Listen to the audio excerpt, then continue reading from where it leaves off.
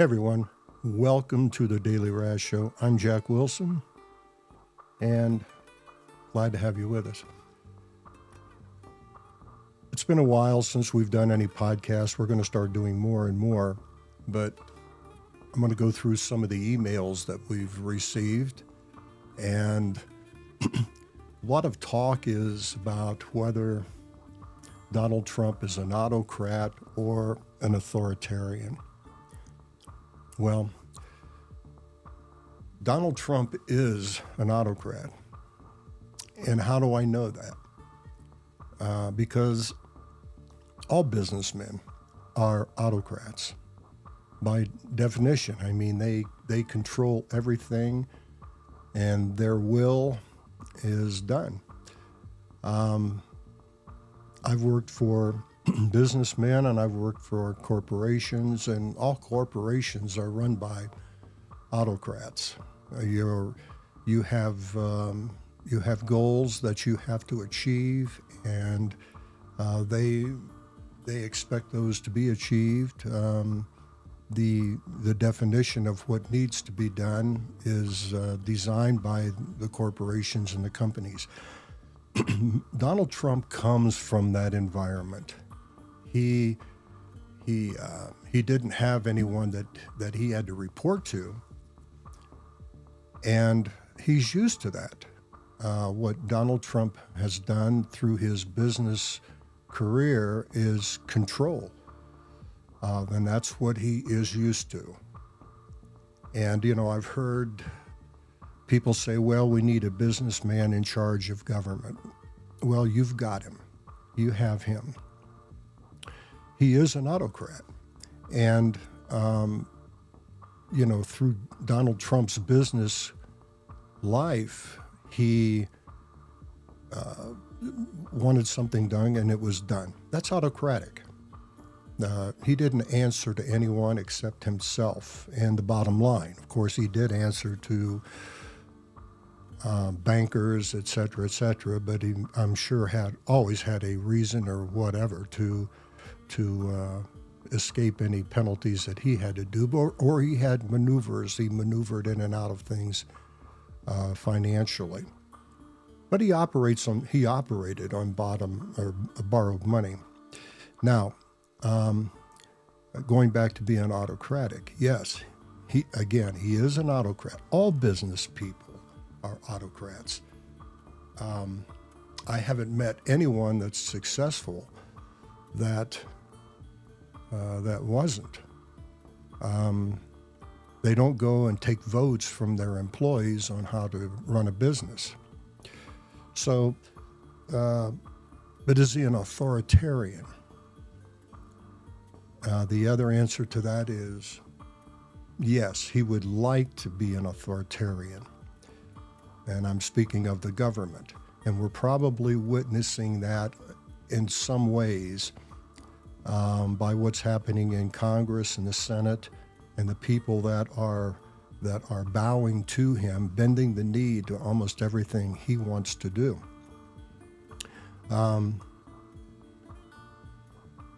That's an authoritarian government. It's not autocratic, because I don't think Donald Trump even thinks that he can be an autocrat in the government.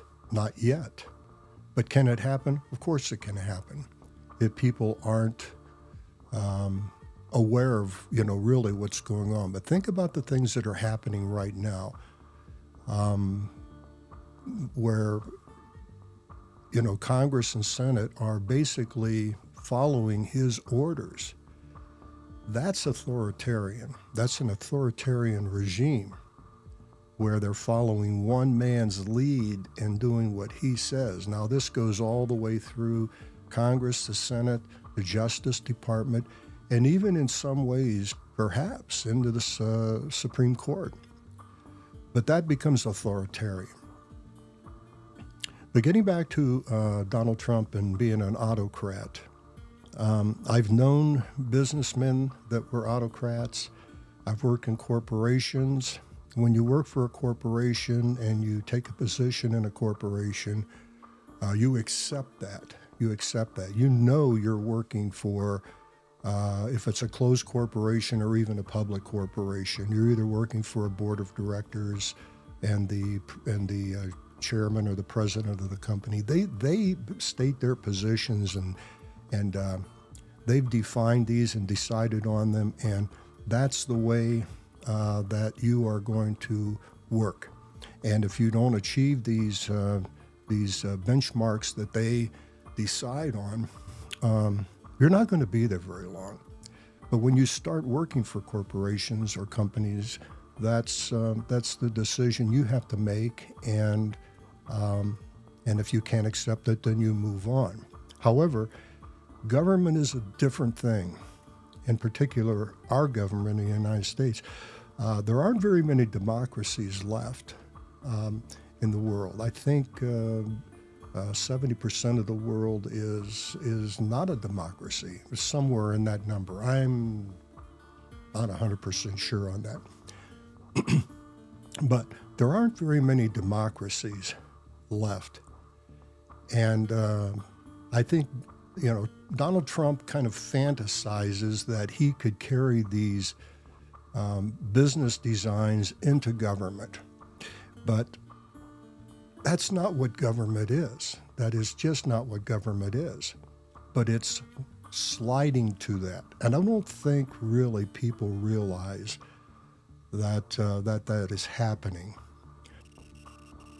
And again, I say, those of you who, or someone you know, voted for Trump and his policies, I think you're only we're not even a year into it yet.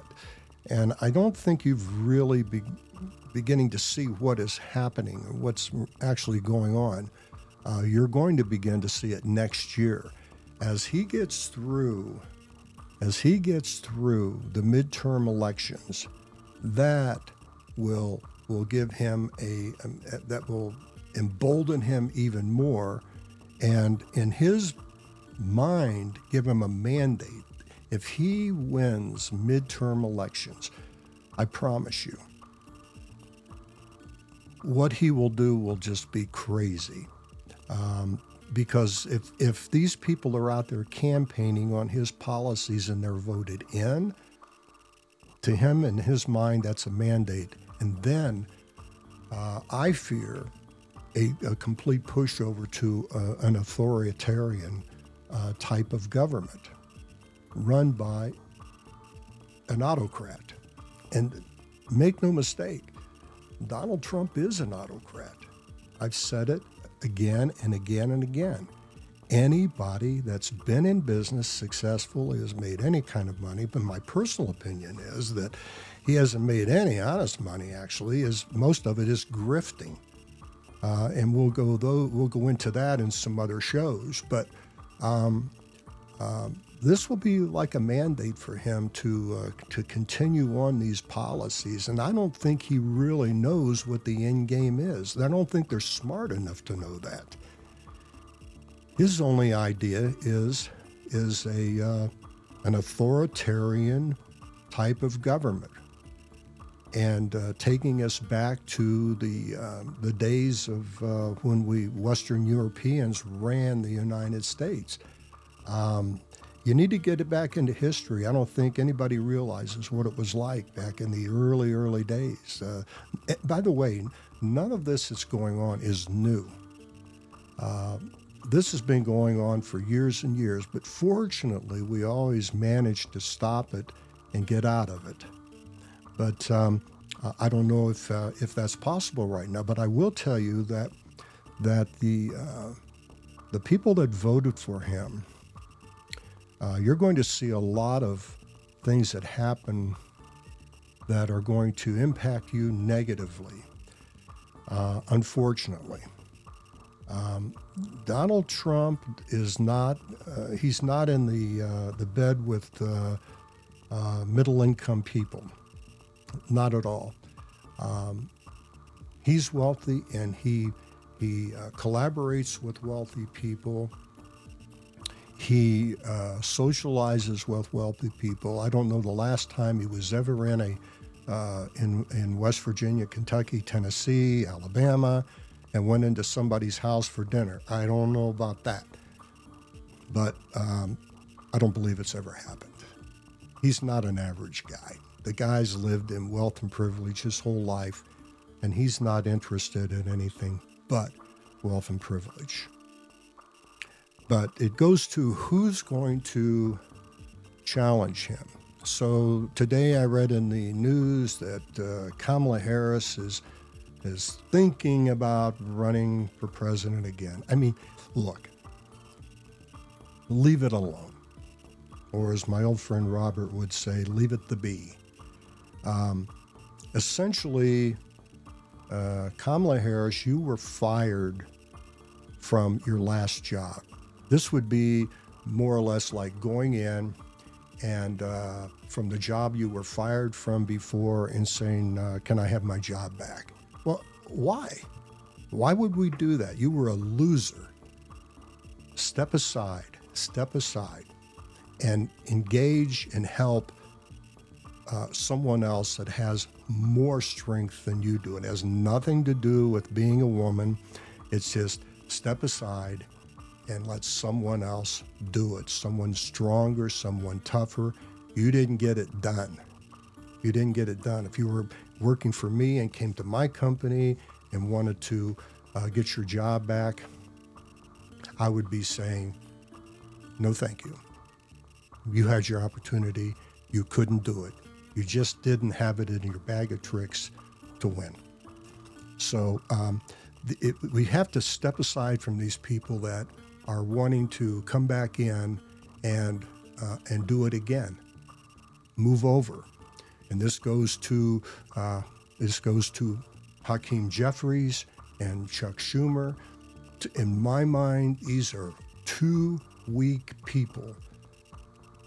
They may represent their constituents fine, but they are not leaders of the Democratic Party.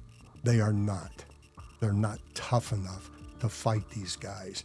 They don't know how to street fight with them. So I don't know who the leadership would be, but in my mind, it's not them. They have to find someone else to go in and argue the case with the American people and stop being nice. Stop being nice. While all of this is going on, I hope everyone sits back and wonders why their programs are disappearing, their benefits are disappearing, everything is at a standstill, and they're using the same old excuses, blaming this party or that party. Now they're blaming the Democrats. It's not the Democratic Party. It's because they have commandeered the Republican Party. They've hijacked it. They have hijacked the Republican Party. And I say they, and to me, they are Donald Trump and his people. And why are they with him? Well, they're with him because he has given them power. Power. I mean, how can you take someone, for example, Hegseth, and put him in charge of the Department of Defense? He wants to rename it Department of War. For what reason, I don't know. It's like, come on, man. Come on. We did away with that decades ago. He was a talk show host. I give you that he has military experience, military background, but to put him in charge of an entire Department of Defense, no, that's not it. And I could go down the line. Everyone that he's put in because they were not going to go anymore. That was it. That was the end of the line for them where they were at. This is a huge bump in their careers, not to mention money. But it's the power. That's what they are enjoying. So I'm not going to let this go. I wanted to come in and do this because of someone telling me that this is not an autocracy. It's the beginning of it.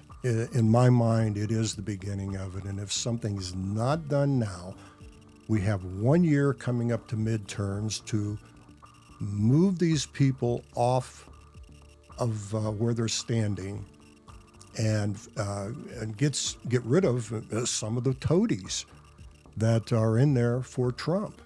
Look, both parties have a lot of problems. They do. But I don't think anyone understands what living under an autocracy really is. It's complicated and it's difficult. You're seeing the beginnings of it when you're watching programs go by the way, and then they look you in the eye and tell you somebody else is causing it. Nobody else is causing it. They are causing it. They are making these things happen. Okay? And but one of the biggest problems is they won't sit down and be honest with the American people. They all obfuscate about everything. Now I'm just like, what does that mean, obfuscate? You see it every day with politicians. They learn it if they go to school and take political science, okay? That's one of the things they learn in political science is how to obfuscate. They dance around answers. They never give you a straight freaking answer. Very common. And you have to learn how to change a channel and turn it off and get away from it. But that's one of the problems, and this is where I have a problem with Schumer and Jeffries.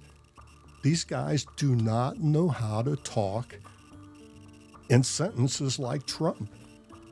Keep it simple. Keep it simple. You know, and that's what he does. He makes promises. Learn how to make the same kinds of promises that Trump does. He never keeps them. But once he gets in a position of power, he can do what he wants to do. People believe it. I don't know why. In many cases they do. But they do. I'm hugely disappointed in Schumer and Hakeem Jeffries. I think these people are really, really weak. With Trump, you need to, it's obvious with his vocabulary. You need to throw politeness out the window. You got to get tough with this guy. And you have to voice that to the American people. You got to tell them what's going on. You can't be plain nice when you go on CNN or MSN or any of these other programs. You got to get tough. How do you do that? We'll get into that later on. But I can tell you, Gavin Newsom is not afraid of this guy. And we need people like that. And hopefully, I'm thinking, that he is ramping up his campaign. But anyway, Gavin Newsom runs California, which is, I don't know, the economy is like the fourth largest in the world. It's almost like a country. He knows how to run a government.